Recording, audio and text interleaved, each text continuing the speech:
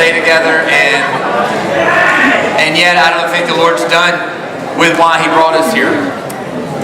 So much of what has made this week good, and so much of what has made this week impactful for you, has been the fact that it's not just been you, but you've been in community and around others.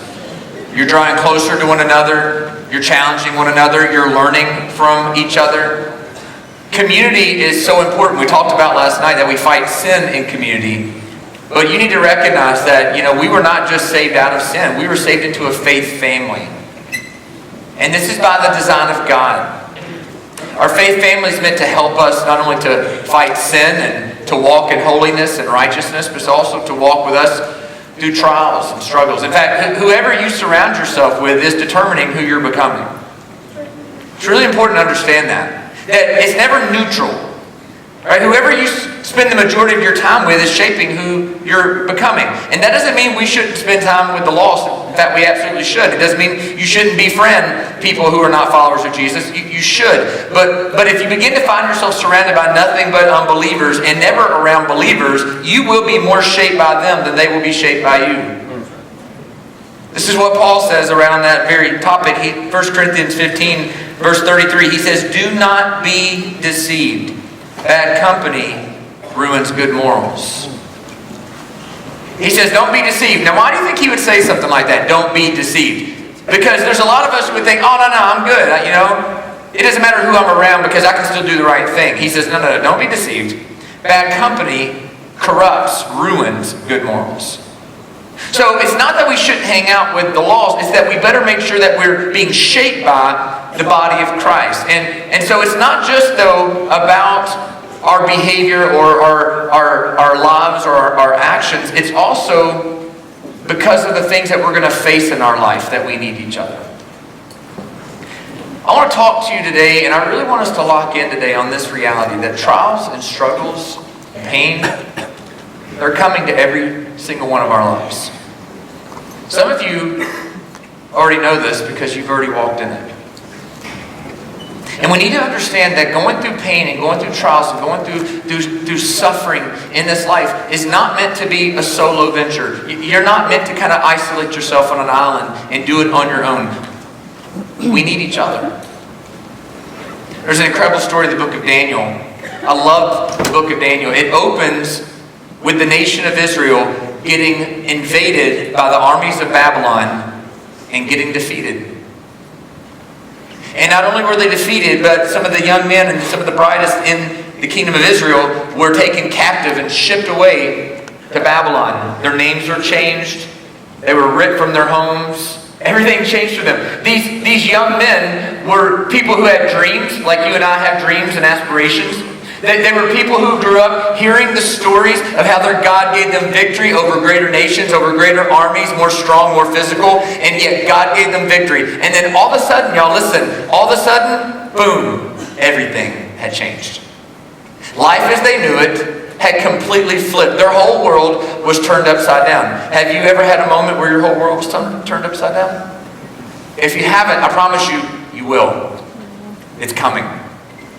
And we see these three men given new names and shipped to Babylon. Well, you follow the story in Daniel, and what you begin to find is this. The king, Nebuchadnezzar, puts out an edict, and he says, when you hear the sound of these instruments, you stop what you're doing, where you're at, and you begin to bow down and worship in the direction of the statue made of me. In other words, idolatry.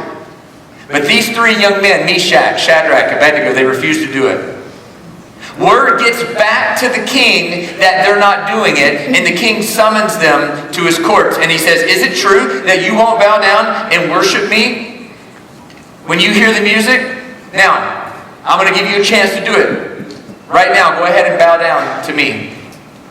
And they said this. They said, be it known to you, Nebuchadnezzar, that we will neither bow down or worship you, nor will we pay homage to any statues of you. The God whom we serve is able to save us, but even if He doesn't, we'll never serve and follow you. Our God, He can save us and rescue us, but He may not, and yet He's still good if He doesn't. Do you have that kind of theology about suffering? God can rescue you. He's got all the power and ability to prevent trials and struggles, but even if He doesn't, Can you walk with him without wagging your finger and putting him on the witness stand? Shortly after this, he's angered. He throws them. He threatens to, throw them into the fire, and they get the fire heated up, and then off they go into the flames. And yet, you know how the story goes, right? They're not consumed by the fire. In fact, not only are they not consumed by the fire, what do they see also in the fire? A fourth figure. God is there. God is with us in the fires.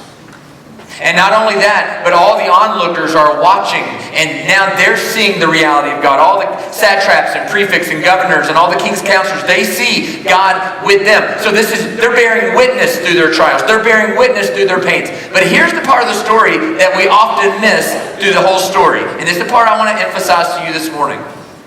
Never once in the story of Meshach, Shadrach, and Abednego do you ever see them mentioned in isolation. Never once do you ever hear them just Meshach, just Shadrach, just Abednego. They're always together. They're leaning on each other. And I just want you to speculate for me with a moment. But if you're standing before the most powerful man in the world, and he's threatening to throw you into a flaming hot furnace, and you're by yourself, and he's like, look, just bow down and worship me, and you're good. How many of us might be more prone to do it, as opposed to when we look to our left and look to our right, and we've got others with us who are standing strong? See, this is why we need community. Because when the trials and tribulations come, and when the pain comes, and when the suffering comes, and they're coming, for some of you, they've already come. For some of you, they're here right now. You need people to your left and to your right who can hold you up, who can strengthen you, who can encourage you through those things. Just like Shadrach, Meshach, and Abednego had each other. Tonight, I'm going to share with you about how I learned this firsthand in my own life. And then we're going to talk about where God is in the midst of our pains and struggles in this life. And how we can trust Him. Even when we don't understand what's going on. Even when we don't understand why. We can trust Him through it. And I'm praying it's going to put foundation under some of your feet that you've never had before. So that when the trials come, you can stand.